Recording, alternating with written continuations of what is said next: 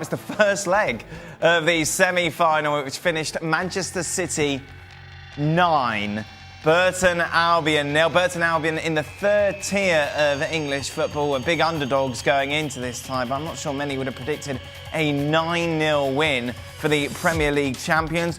A lot of chat on Twitter, gentlemen, and you're best placed to talk about this, given your professional ways. Should City have eased off? No, I'm sorry. It's liberal. Must be liberal do-gooders, something like that. Oh, damn them! They're actually they're showing them respect by not slowing down and trying to make them look silly and keeping the ball off them, and then the crowd starts shouting "Ole!" So you're actually showing respect to the opposition by keeping going and keeping playing. Really? Absolutely. I would suggest that City could have even taken it up another gear if they really needed to, but. I mean, the opposition is just that poor. Credit to Burton for getting this far in the competition.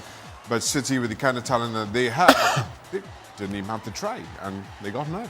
I'm not sure if Gav is a liberal do-gooder? I'm just saying it. Gav, where do you stand on this? I think it depends on the cultural context.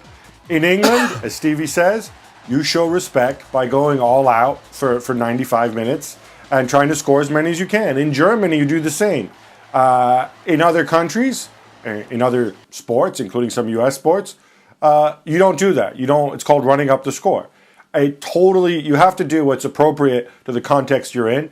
Given the context in which Manchester City play, I thought it was entirely appropriate. That said, Burton Albion were absolutely terrible. I don't care if it's League One. They're just not good players who, on top of that, on the night, played very, very badly. And I think that just made the whole thing seem like a bit of a horror show to me. There's a second leg as well, by the way. Well, to be fair, it's still a lot to play for. I mean, this makes a mockery of these two-legged tin pop. These are the lesser of the competitions. Yeah. You know, the Carabao Cup is, what is it, the third? I can't remember.